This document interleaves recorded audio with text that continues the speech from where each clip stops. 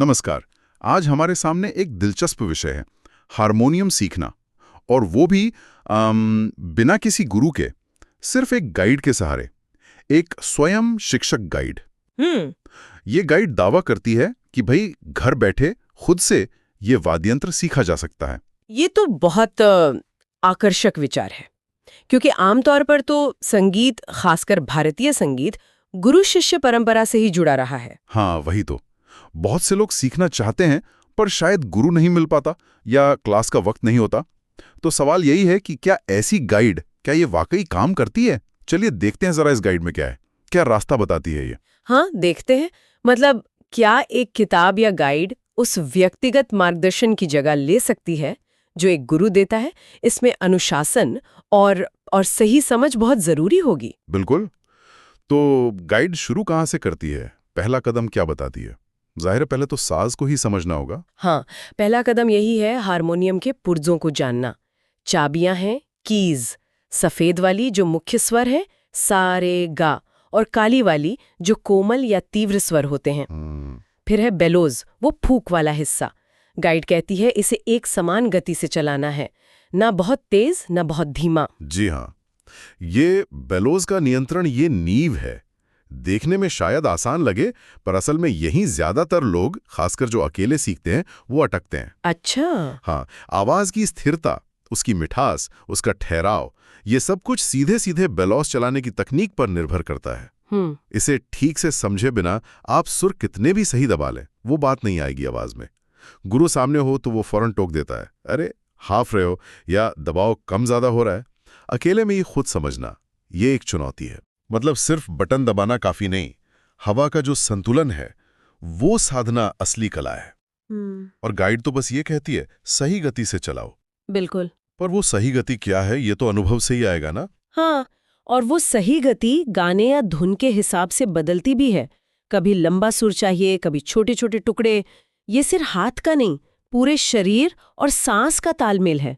Guide दिशा दे सकती है, पर वो कंट्रोल पाने के लिए घंटों का धैर्य और खुद की आवाज को ध्यान से सुनना, वो जरूरी है। अच्छा, तो हारमोनियम के शरीर को, मतलब उसके हिस्सों को समझ लिया।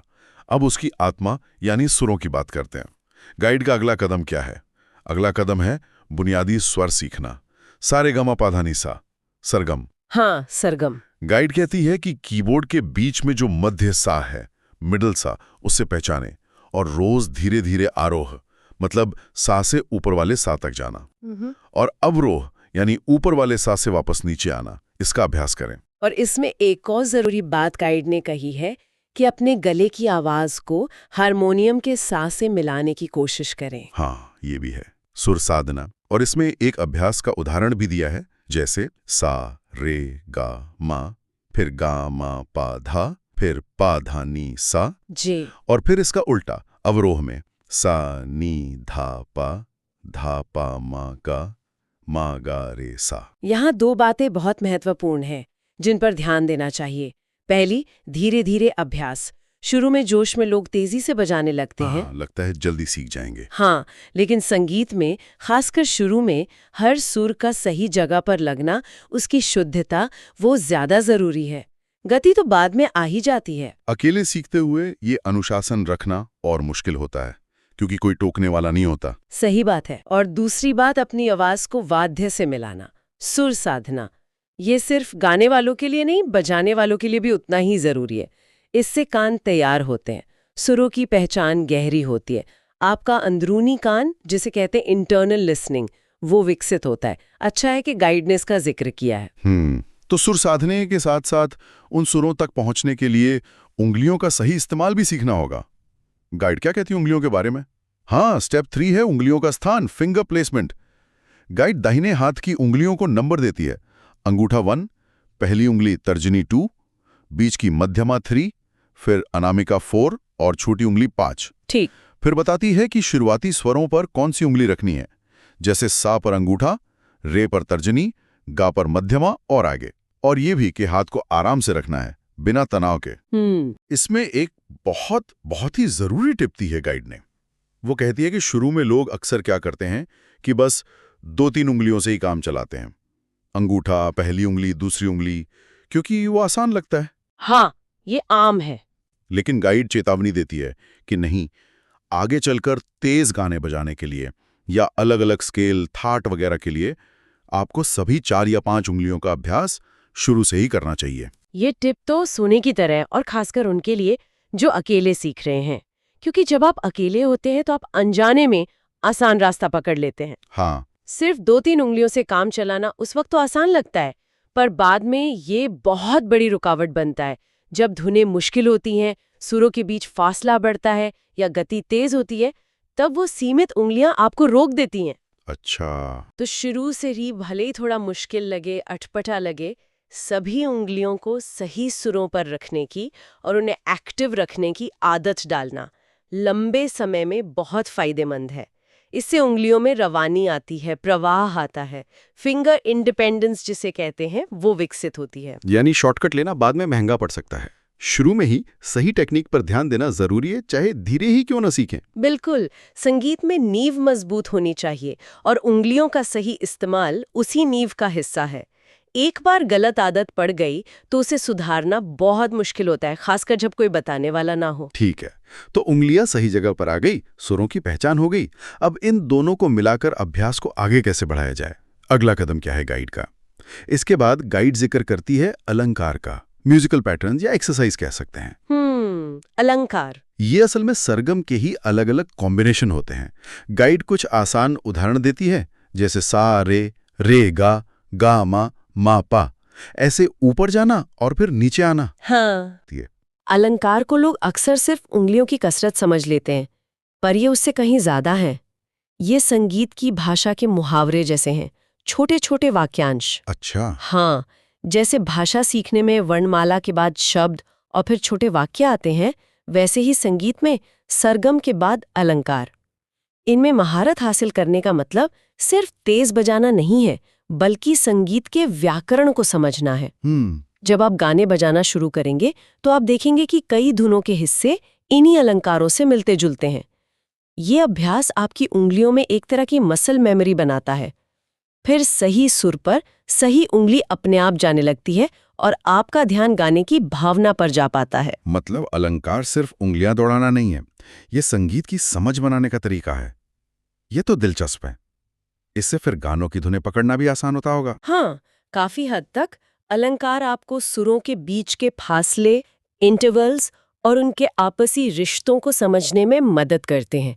जब आप कोई धुन सुनते हैं तो एक ट्रेंड कान और उंगलियां उन पैटर्न्स को जल्दी पहचान लेती हैं। हालांकि ये भी ध्यान रखना है कि सिर्फ अलंकार बजाना और गाना बजाना दो अलग चीजें हैं।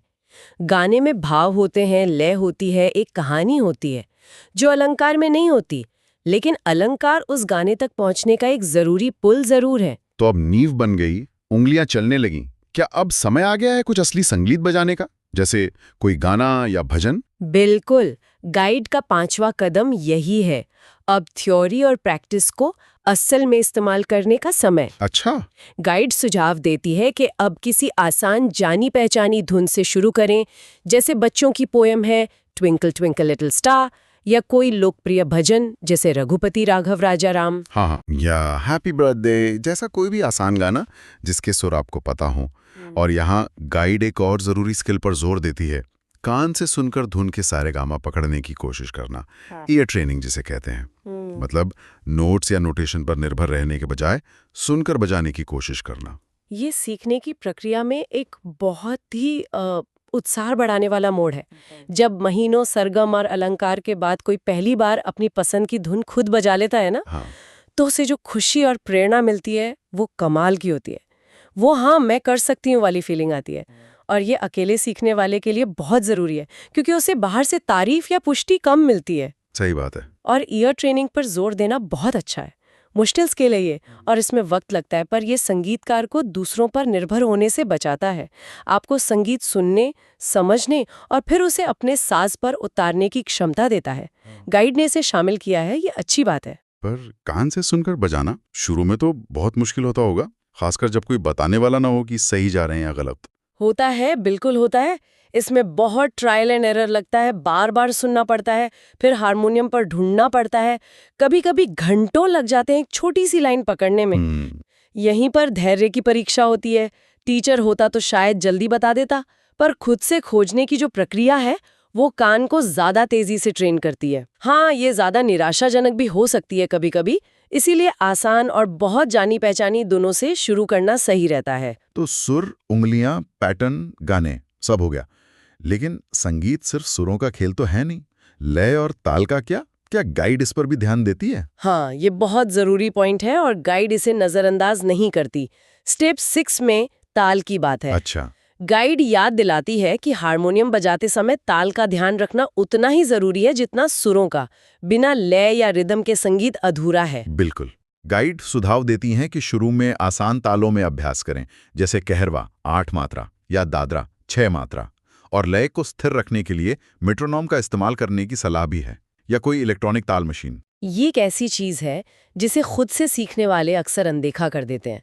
वो सुरों को सही करने में इतने खो जाते हैं कि लय पीछे छूट जाती है। हाँ, होता होगा। नतीजा ये होता है कि धुन तो बच जाती है, पर उसमें वो धड़कन, वो ग्रूव नहीं होता जो संगीत को जिंदा बनाता है। मेट्रोनोम के साथ अभ्यास करना शुरू में बहुत बोरिंग लगता है, मशीनी लगता है, वो टिक टिक की आवाज कानों को चुभती है। हाँ। लेकिन ये आपके अंदर की लय, आपका इंटरनल क्लॉक, उसे विकसित करने के लिए बहुत जरूरी है। ये आपको सिखाता है कि हर सुर को सही समय पर, सही ड्यूरेशन के लिए कैसे बजाना है। बिना लय की पक्की समझ के किसी ग्रुप में या किसी गाने वाले के साथ बजाना लगभग नामुमकिन है। यानी सुर और ताल गाड़ी के 2 पहियों की तरह हैं, दोनों बराबर चलने चाहिए। मेट्रोनोम एक तरह से लय के मामले में बाहरी गाइड का काम करता है। हाँ, वो लय के लिए आपका डिजिटल गुरु समझ लीजिए। वो आपको ईमानदार रखता है। आप धीमे या तेज नहीं हो सकते, आपको उसके साथ ही चलना पड़ता है। ये अनुशासन लाता है। तो ये सब सीखने के लिए ज़ाहिर है एक नियमित दिनचर्या चाहिए होगी। क्या गाइड कोई रूटीन भी सुझाती है? हाँ, बिल्कुल। गाइड का आखिरी 7वां स्टेप यही है। एक डेली प्रैक्टिस रूटीन का खाका देती है वो। अच्छा, क्या है वो? वो सुझाव देती है कि अभ्यास को छोटे छोटे हिस्सों में बांटें। जैसे शुरू के 5 मिनट हारमोनियम ट्यूनिंग अगर जरूरत है और बेलोस कंट्रोल प्रैक्टिस के लिए। अगले 10 मिनट सरगम का आरोह अवरोह शुद्धता पर ध्यान देते हुए। फिर 10 मिनट कम से कम 2-3 अलग-अलग अलंकार, स्पीड और क्लैरिटी बढ़ाने के लिए। वाह। उसके बाद 10 मिनट कोई चुनावा गाना या भजन बजाने की प्रैक्टिस या कान से नई धुन निकालने की कोशिश करना। अमेजिंग। और सबसे आखिर में 5 मिनट का फ्री प्ले या एक्सपेरिमेंटेशन, मतलब बिना किसी नियम के जो मन में आए वो बजाना, अपनी धुन बनाने की कोशिश करना। ये तो बहुत ही संतुलित और व्यावहारिक रूटीन लगता है। इसकी खासियत यह है कि ये सीखने के हर पहलू को छू रहा है। टेक्निकल प्रैक्टिस भी, बिलो, सरगम, अलंकार, उसका एप्लीकेशन भी, गाना भजन, और क्रिएटिविटी भी, फ्री प्ले। हाँ। हर हिस्से को थोड़ा थोड़ा समय देना ये पक्का करता है कि विकास संतुलित हो, कोई एक चीज पीछे ना रह जाए। और वो आखिरी 5 मिनट का फ्री एक्सपेरिमेंट, वो बहुत महत्वपूर्ण है। क्यों? क्योंकि वो सीखने वाले को सिर्फ नकलची बनने से रोकता है। वो उसे अपनी कल्पना इस्तेमाल करने, सीखी हुई चीजों को अपने तरीके से जोड़ने तोड़ने और अपनी एक म्यूजिकल आइडेंटिटी बनाने का मौका देता है। अकेले सीखने वाले के लिए ये खुद को अभिव्यक्त करने का एक जरूरी जरिया बन सकता है। और शायद यही नियमितता, रोज का आधा घंटा ही सही पर रोज, यही सफलता की कुंजी है, खासकर जब कोई देखने वाला ना हो। निश्चित रूप से स्वयं शिक्षण ने सबसे बड़ी चुनौती ही निरंतरता बनाए रखना है। ये रूटीन एक ढांचा देता है जो उस निरंतरता को बनाए रखने में मदद कर सकता है। रोज थोड़ा थोड़ा अभ्यास बिना नागा किए लंबे समय में बहुत फर्क लाता है। तो इस पूरी गाइड का जायजा लेने के बाद ऐसा लगता है कि ये हारमोनियम सीखने की इच्छा रखने वालों के लिए एक काफी विस्तृत और स्टेप बाय स्टेप नक्शा देती है। हारमोनियम के हिस्सों को समझने से लेकर सुर, उंगलियां, अलंकार, गाने, ताल और एक डेली रूटीन तक, इसने लगभग सभी जरूरी पहलुओं को कवर किया है। तो निष्कर्ष यही निकलता है कि अगर किसी में लगन है, अनुशासन है और गाइड में दिए गए निर्देशों को फॉलो करने की इच्छा है, तो बिना गुरु के भी हारमोनियम सीखने की यात्रा शुरू की जा सकती है। ये गाइड एक अच्छा शुरुआती बिंदु हो सकती है। हाँ, एक ठोस आधार जरूर देती है ये गाइड, इसमें कोई शक नहीं, खासकर उन लोगों के लिए जिनके पास शायद साधन या समय की कमी हो। लेकिन यहाँ एक विचार छोड़ना जरूरी है जिस पर सीखने वाले को सोचना चाहिए। क्या? देखिए, ये गाइड तकनीक और संरचना पर बहुत जोर देती है। सरगम, अलंकार, पैटर्न ठीक भी है, लेकिन जब कोई इन पैटर्न्स में माहिर हो जाता है तो क्या वो सिर्फ उन्हीं सीखी हुई संरचनाओं को ही दोहराता रहता है, या फिर क्या यही अभ्यास उसे इतनी आज़ादी और समझ देता है कि वो इन नियमों से आगे बढ़कर अपनी मौलिक धुनें बना सके, अपनी भावनाओं को व्यक्त कर सके, जिसे हम इम्प्रोवाइजेशन कहते हैं, या तात्कालिक रचना? अच्छा, तकनीक और रचनात्मकता के बीच वो संतुलन साधना, वही तो असली कला है। क्या एक गाइड आपको तकनीक सिखा सकती है? हाँ, शायद, लेकिन क्या वो आप में वो रचनात्मक चिंगारी भी जगा सकती है जो संगीत को जिंदा करती है? ये सवाल शायद हर अकेले सीखने वाले को खुद से पूछना होगा। संरचना जरूरी है, पर संगीत का असली जादू शायद उस संरचना को तोड़कर अपनी आवाज खोजने में है।